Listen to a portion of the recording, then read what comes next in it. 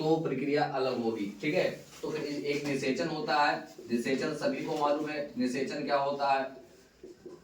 निषेचन वह प्रक्रिया है जिसमें नर युग्मक और मादा युग्मक आपस में मिलते हैं और एक जाइगोट का निर्माण करते हैं, इसी को कहा जाता है निषेचन।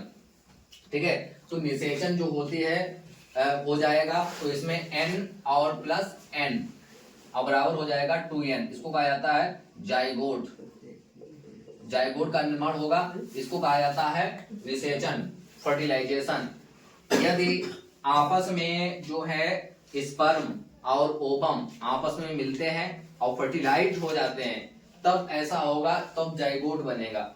ठीक है, और इसके बाद जो अभिक्रिया होती है निषेचन के 24 घंटे बाद, कितने घंटे बाद, निषेचन के 24 घंटे बाद विदलन स्टार्ट हो जाता है, विदलन। ठीक है, जिसको कहा जाता है क्लीवेज। क्लीवेज स्टार्ट हो जाता है, विदलन। ठीक है, विदलन वह प्रक्रिया है जिसमें इसमें कई ज्यादा कोशिकाएं बनने लगती हैं और इनका आकार छोटा हो जाता है, तो इसको कहा जाता है विदलन। ठीक है, तो निषेचन के 24 घंटे के बाद, ठीक 24 घंटे के बाद हो जाएगा विदलन स्टार्ट। ठीक है, विदलन स्टार्ट हो जाएगा तो इसमें कई कोशिकाएं आपस में खंडित होंगी। ठीक है, विखंडन इनका स्टार्ट हो जाएगा और इस विखंडन की प्रक्रिया को आकार में घटना और विखंडन में बदलना, इसको कहा जाता है क्लीवेज, विदलन। तो ये 24 घंटे बाद स्टार्ट हो जाएगा। और ये कैसे स्टार्ट होगा, जैसे कोई ये ओवम बनाया था जिसमें कई भाग थे, जोना पेलिसुला था और इसमें फर्टिलाइज होगा जो स्पर्म, ये स्पर्म है, फर्टिलाइज होगा और ये केंद्रक है। इसके बाद में जो प्रक्रिया होगी, अगर ये फर्टिलाइज हो जाता है तो ऐसा होता है, तो उसके बाद में जो है ये इस तरह की प्रक्रिया होगी, तो इसमें आ जाएगा स्पर्म। ठीक है, तो इसमें एक ध्रुव बन जाएगा, ये ध्रुवीय, और यहां पर बन जाएगा ऐसे करके, यहां पर नर और मादा गुणसूत्र होंगे, नर और मादा गुणसूत्र इसमें होंगे। ये जोना पॉलीसुडा होगा और ये इससे जो है अलग अलग ध्रुवों पर चले जाएंगे। ठीक है, क्रोमोसोम अलग अलग ध्रुवों में चले जाएंगे, तब ये पूरा विदलन होगा जिसमें ये खंड बन जाएंगे। ठीक है, खंड बन जाएंगे, इसमें पहले तो 2 खंड बनेंगे। कितने बनेंगे, 2 बनेंगे, 2 खंडी हो जाएगा, तो इसको कहा जाएगा, क्या कहा जाएगा, 2 खंड, 2 कोशिकीय। ठीक है, 2 खंड हो गए तो इसको कहा जाएगा 2 कोशिकीय अवस्था। 2 कोशिकीय अवस्था।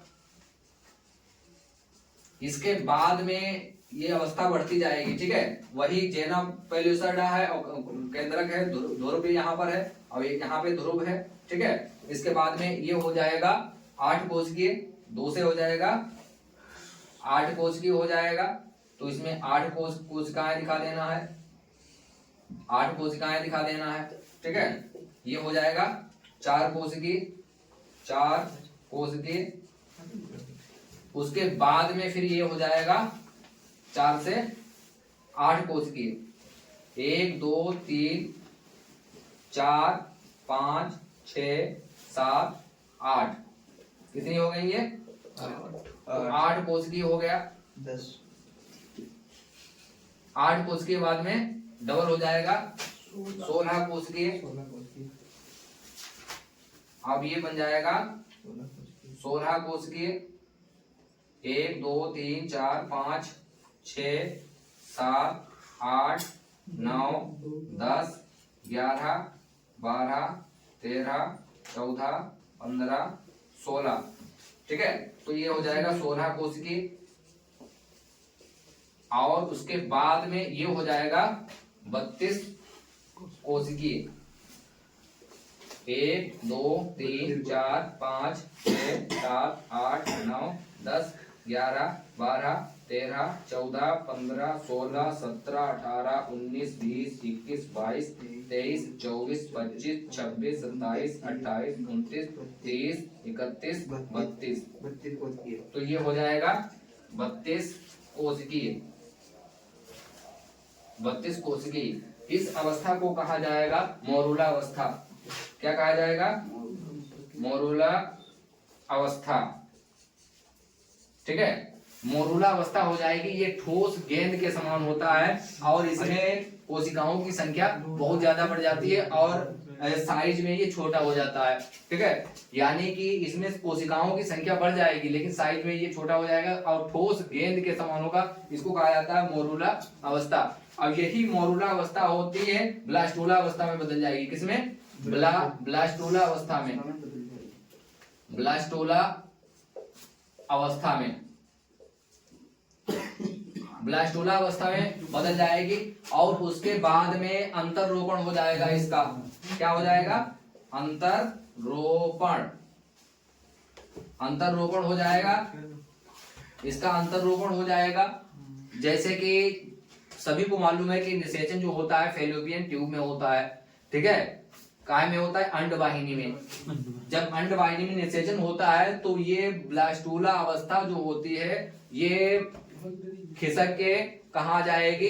गर्भाशय में। गर्भाशय से ये इसको स्थानांतरित करना इसका अंतरोपण कहलाता है। गर्भाशय से दीवार से चिपकना, निचली सतह से ये चिपक जाता है, इसको कहा जाता है अंतरोपण। और ये ब्लास्टोला अवस्था में अंतरोपण होता है। ठीक है, इतना ध्यान रखना है कि ब्लास्टोला अवस्था में इसका अंतरोपण हो जाएगा और वहीं से स्टार्ट हो जाएगा इसका पूरा प्रोसेस। ठीक है, और इसी से धीरे धीरे जो है प्लेसेंटा का निर्माण हो जाएगा भ्रूण से। ठीक है, भ्रूण बन जाएगा और भ्रूण से ही प्लेसेंटा बन जाएगा। प्लेसेंटा, प्लेसेंटा, प्लेसेंटा से ही भ्रूण को जो है भोजन प्राप्त होगा रुधिर के माध्यम से। ठीक है, प्लेसेंटा जो होता है वो चिपका रहता है और उसी से इसको भोजन प्राप्त होगा भ्रूण को। भ्रूण के साइज बढ़ने लगते हैं। ठीक है, लगभग महीने, 1.5-2 महीने में इसकी धड़कनें भी बच्चे की सुनाई देने लगती हैं और इसको भोजन की प्राप्ति प्लेसेंटा से होती रहती है। ठीक है, उसके बाद में ये पूरी प्रोसेस चलेगी लगभग 266 दिनों तक। 266 दिनों के बाद में एक प्रसव पीढ़ा होती है। क्या होती है? प्रसव पीढ़ा। ठीक है, प्रसव पीढ़ा मतलब पेन होता है इसमें। ठीक है, प्रसव पीड़ा होती है और दर्द होता है जिससे कि जो है पूरी प्रोसेस होती है। भ्रूण जो होता है अब कंप्लीट मैच्योर हो जाता है। अब बच्चा जो होता है जन्म लेता है। ठीक है, इस अवस्था में तो ये 266 दिन की पूरी प्रक्रिया होती है। उसी दौरान जो होता है दुग्ध स्त्रावण होता है। बच्चे के लिए दुग्ध स्त्रावण होता है जिसको कोलेस्ट्रम कहा जाता है। तब ये पूरी प्रक्रिया इसमें हो चुकी है। कैसे हो चुकी है? मासिक धर्म भी हो गया है जिसमें पूरी प्रक्रिया आपको दिखाना है। निषेचन होगा, उसके बाद में विदलन होगा। विदलन जो होता है वो 24 घंटे बाद होगा फर्टिलाइजेशन के। निषेचन के 24 घंटे बाद विदलन होगा और विदलन के 7 दिन बाद जो होता है अंतरोपण होता है। कितने दिन बाद? 7 दिनों बाद। 7 दिनों बाद इसका अंतरोपण कहाँ हो जाएगा? गर्भाशय की निचली सतह पर इसका अंतरोपण हो जाएगा और फिर धीरे धीरे 266 दिनों के बाद इसका बच्चे का जन्म होगा। और बस